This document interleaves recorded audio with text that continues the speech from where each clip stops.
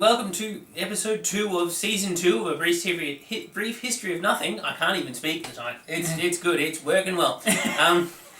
He is not in fact James, and he is not in fact Ray. Well, tonight, it's almost the anniversary of. It's the day after the anniversary of the launching of Apollo 11. Apollo 11, 20th of June. Actually, they landed. July, 20th of July. 1969. I give up on the English language. Yes. Oh goodness me. Spronglish is not your language this evening. Yeah, my Spronglish is most goodly. Yeah. It is most goodly. Okie dokie. Yes. Well, that was a big step. So shall we say?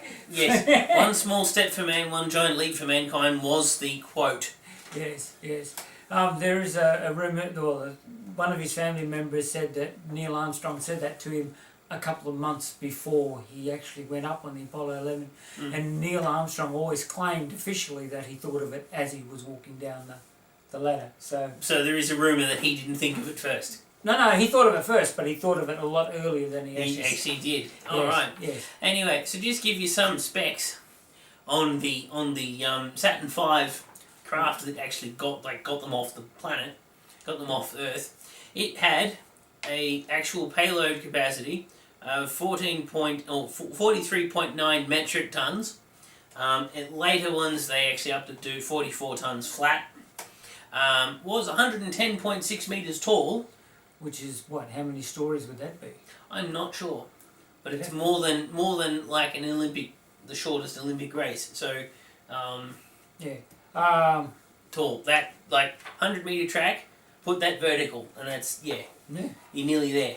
Yes, it's what it would have to be, somewhere like 10 stories or something. Well, it's doing the average story. I don't think about 3 meters. So if we divide by 3, so that's 100. That's pretty big. Yes. My brain's just gone. Yep. And how many newton meters of thrust? Newton meters is torque, dear. Oh, newtons of thrust. Newtons of meganewtons, isn't it? Meganewtons, not Newton meters. Yes. If it would capital M, little m. Right. Yes, capital M, capital M. Sorry. He can't physics. My dumb is showing. Excuse me. Yes, you called the dumb. yes, I've got a severe case of the dumb. I can't think and speak at the same time. Shut up. That's an old joke. It is a running joke between us. It is capable of 33.4 meganewtons of thrust. Yes. So that would probably get you a standard. Well, if you were in a couple of 100 meters of where it was, it would just rattle you to death. Yeah, good. It'd shake the kinks out, wouldn't it? It would. Shake you. Literally shake the life out of you. Literally. No. Sorry, pass. No, pass. Happy to watch it, but a good half mile away. Yes, well, I used to have this video series of it's on VHS, which I know it's that arcade. If you're wondering what VHS is, before we had these shiny round things, right? We had these rectangular plastic things with magnetic tape in them. They were called Video Hi-Fi System, VHS, and I had a series of that called The Universe. And I used to. It's not new anymore? No. Oh. They'll catch up. In fact, even DVDs now, they're getting a bit old hat now. The compact disc. I prefer the non-compact disc. Vinyl records is what he's talking about. But I used to have it on your stereo when I was a kid. Yes. And you could feel it when the rocket took off. You just, the whole lounge room used to shake. It's good.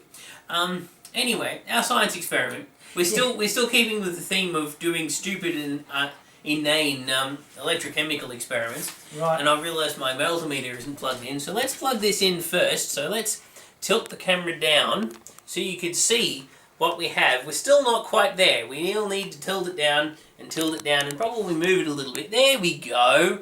We have 2 rows of 6 of these. We've filled them with vinegar and citric acid. We've put 2 nails in one end of them and 2 pieces of copper wire in the other end.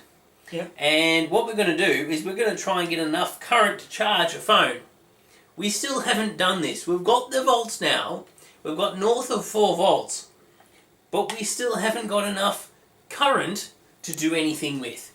So if I plug my multimeter in to the other side and we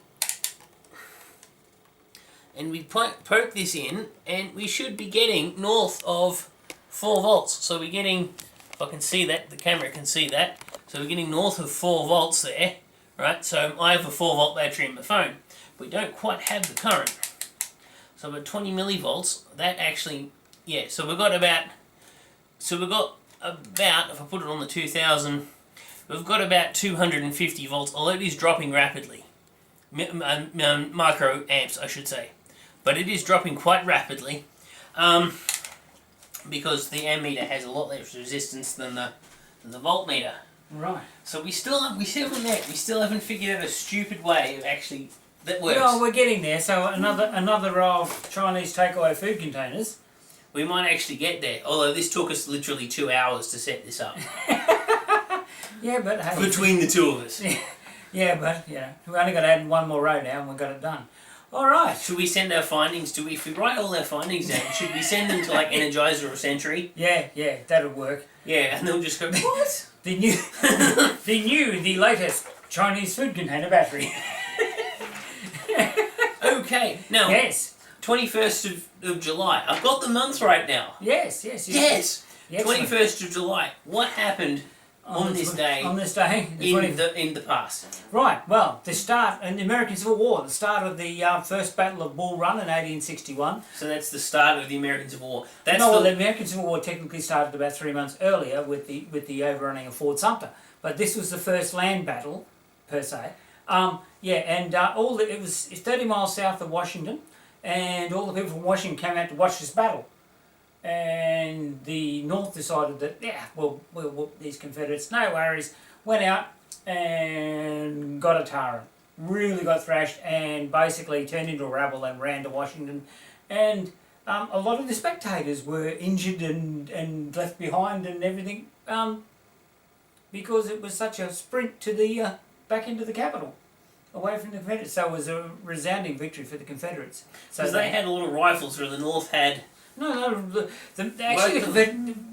North and the South were armed similarly at the beginning of the war. Later on during the war, of course, the North was armed with more modern weaponry and repeating rifles. The South still had muskets and flintlocks.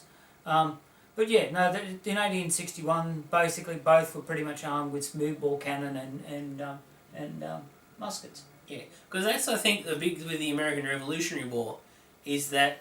Well, that was some 80 years previous. That was some 80 years previously, yes, because I do get them. People that outside of America tend to get those two confused, yes. As do I. But didn't they have, like, the big reason why the Redcoats were still using muskets and blunderbusses, whereas the actual colonists had rifles, I thought? No, everybody had flintlocks then. There was nothing more technically advanced than a flintlock at that stage. Oh, right. Okay. Anyway. Musket flintlock. Actually, it weren't flintlocks, they were muskets. Muzzle-loading muskets. And the second one is not controversial at all. I mean, it's to do with religion, which is never a controversial topic on the internet ever. Yes. In 1925, a school teacher by the name of John T. Scapes was... what happened? He broke the law. He was put on trial on this day. His trial ended on this day in 1925. He was put on trial for preaching evolution in a public school in Tennessee, which was against the law. And so... so much for separation of church and state. Yeah. So he actually lost the trial, got fined $100. Which in those days was actually a big amount of money. Yes, which was overturned in an appeal. However, it brought to light how backward thinking that it all was there, and how a lot of people wanted the law changed. It became a play and then a movie called Inherit the Wind, both very good. Now I think I've seen Inherit the Wind. Yes. I might look that up, but and see if it's on Google Play. But there are still people now in the United States who still are adamant that creationism should be taught as scientific fact. There are people like that all over the world. That's their business. Yeah, but I think science should be taught. Just say it. Yes. Whether you believe science or not, it's fact. Yeah, it's true. That's what Neil deGrasse Tyson says. Science is true whether or not you want to believe in it. Yes. Now, just the other week, 265 AD, Yeah, just the other day. Yeah. a tsunami struck Alexandria in Egypt. There was in fact two tremors hit just off Greece in the Mediterranean, both measuring about 8, so scientists reckon. Because they didn't have a lot in the way of seismology in those days. No, which sent a wall of water across the Mediterranean, which must have been a real shock to the Alexandrians, because, like, let's face it, the Med is not real surf type. So No. a wave would have been a big shock. So it killed 5,000 people, they surmise, and left about 50,000 people homeless. Now, 2011 on this day. This is a little more recent than 265 AD. Yes. The final shuttle mission came to an end on this day in 2011. Now, birthdays on this day. Ernest Hemingway. Everybody's heard of young Ernest. He was born in 1899. Actor Don Knotts. Now, for anybody of my generation who watched the Andy Griffith Show will know exactly who Don Knotts is. And because I'm a young whippersnapper and he's an old fart, I don't know who that is. He played Deputy Sheriff Barney Fife. He was the comic relief in the Andy Griffith Show, and he turned up. If you've seen Pleasantville, he played the old TV repairman. Okay. Now, for those who watched Dad's Army, Bill Pertwee, brother of John Pertwee, who played Doctor Who. Bill Pertwee was known for his part as the ARP warden in Dad's Army. He was born on this day. Some of Dad's Army. Yeah. Turn that light out. Yes, that was basically his call. He was born in 1926. Now, recently passed actor Robin Williams. He was born on this day in 1951. So he's slightly older than you. Yes, and not giving away your age, but still. Yes. And for those who follow in Australia NRL and across the world, hello.